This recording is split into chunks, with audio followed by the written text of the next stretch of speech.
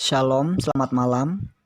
Kembali malam ini kita akan merenungkan firman Tuhan melalui renungan malam seiman tanggal 12 November 2020 yang ditulis oleh Ibu Kathleen dan Pendeta Jonathan Kuntaraf dengan judul Peribadatan Sabat.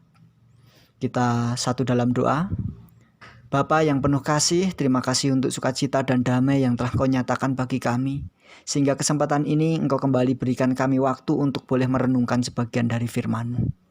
Tuntunlah kami melalui Roh Kudus-Mu ya Bapa, sehingga kami boleh mengerti dan memahaminya.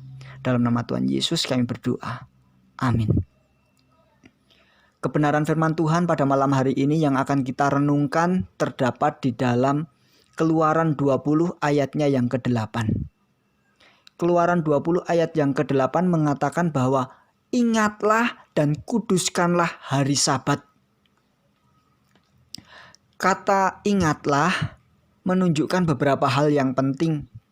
Salah satu, perintah untuk menguduskan hari Sabat pernah diberikan sebelumnya, sebagaimana dicatat dalam buku Kejadian 2 ayat 1-3. Dengan demikian ini perlu untuk diingatkan.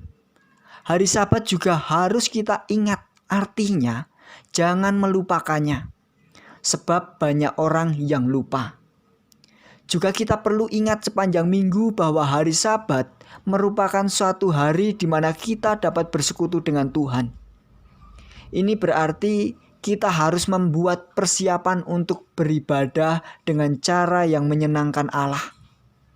Kita harus berhati-hati untuk tidak membuang-buang energi kita selama sepekan yang menyebabkan kita tidak dapat melakukan pelayanan kepadanya pada hari Sabat.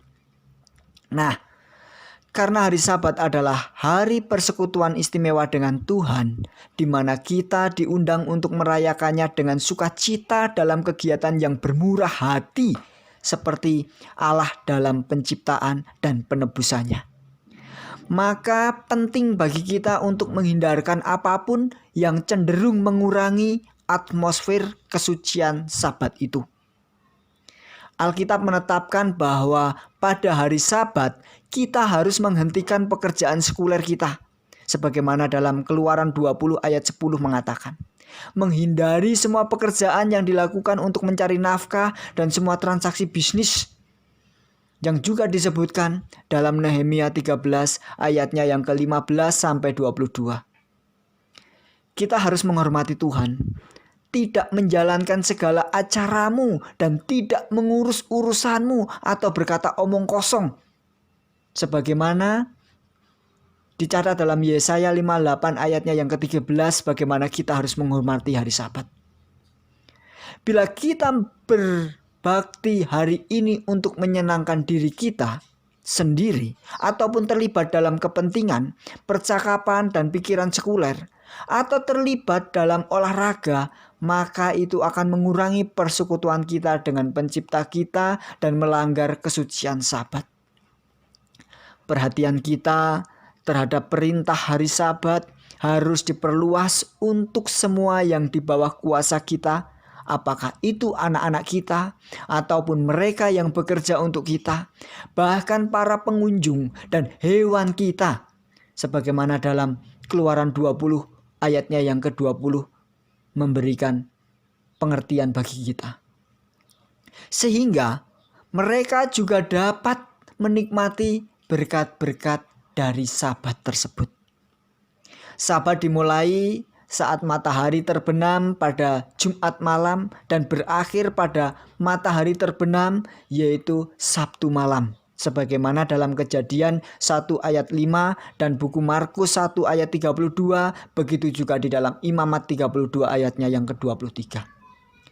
Kitab suci menyebutkan hari sebelum hari Sabat atau hari Jumat adalah hari persiapan sebagaimana dalam buku Markus 15 ayatnya yang ke-42, yakni suatu hari untuk mempersiapkan kedatangan hari Sabat agar tidak ada yang mengganggu kekudusannya.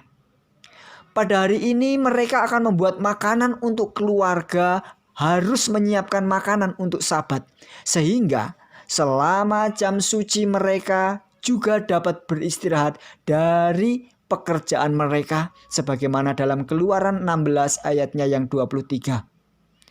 Dengan demikian, kita merasakan Sabat sebagai hari yang menyenangkan dan membahagiakan oleh sebab persekutuan kita dengan Tuhan.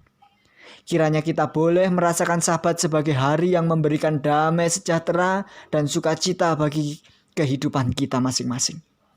Kita tunduk kepala, kita mengucap syukur kepada Tuhan. Terima kasih Tuhan, pada saat ini kami bersyukur karena Engkau telah berikan kami wejangan melalui perenungan firman pada malam hari ini.